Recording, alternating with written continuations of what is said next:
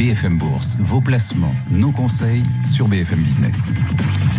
Les ETF cartonnent en bourse, mais les ETF Enhanced sont en train de se distinguer. Clairement, on va vous expliquer de quoi il s'agit. Bertrand Tourmente nous rejoint, gérant fondateur d'Altos Patrimoine. Bonjour Bertrand. Bonjour. Bienvenue. Déjà, globalement, on en est où de ce match permanent, perpétuel, entre gestion active d'un côté, les fonds actifs, et gestion passive, les ETF de l'autre? Est-ce que le match est en train d'évoluer là? Alors, la gestion passive est clairement en train de remporter le match. Elle a gagné, ça représente maintenant finalement la plus grande masse d'investissement dans le monde.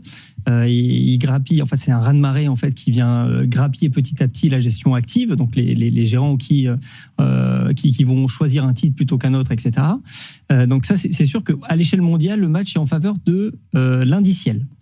En revanche, ce qui était un peu décevant, du moins de mon point de vue depuis les 16 ans que je fais ce métier, c'est de me dire c'est quand même assez fou de se dire qu'on n'arrive pas finalement à surperformer un indice en travaillant un peu plus, quoi. Donc donc petit à petit, il se trouve qu'il y a effectivement des solutions qui émergent et qui peuvent apporter de la surperformance. Et c'est pas blanc ou noir, c'est-à-dire que quand on est investisseur, on n'est pas obligé de choisir entre gestion passive, ETF ou gestion active. Ça dépend peut-être des marchés sur lesquels on souhaite investir. Alors plus il y a de la liquidité et plus la gestion plus la gestion passive, la gestion indicielle apporte de la valeur. Par exemple, les marchés américains, il est extrêmement rare qu'un gérant actif arrive finalement à battre ce marché.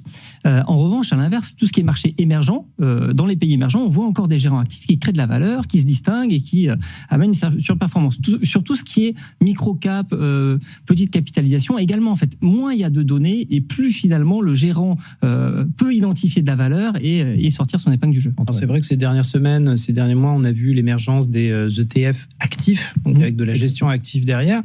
Bon, il y a les ETF enhanced, les ETF étendus. C'est quoi cet animal-là ?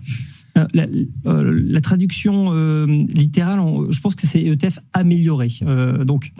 Ça vise justement à compenser cette sous-performance structurelle, parce que finalement les ETF ne surperforment pas. Ils font l'indice, moins leurs frais de gestion, mais comme leurs frais de gestion sont extrêmement faibles, on se dit que ça revient à peu près au même. Les Enhanced, donc les ETF améliorés, ils ont vocation, déjà on a un recul maintenant de 10 ans, donc on peut quand même se positionner là-dessus. Du moins on a des convictions assez fortes. Ils ont un budget de sous-performance de seulement 1%.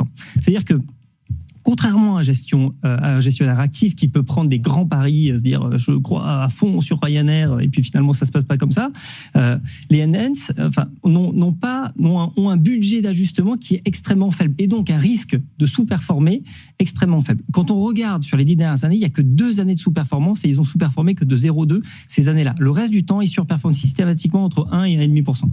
Oui. Et ça fonctionne comment ? Il y a de l'IA dans le Enhanced, dans ces ETF améliorés ? Alors, c'est plus de l'analyse de data, donc forcément l'IA aide, mais en réalité, c'est surtout de la data et c'est basé sur des signaux faibles.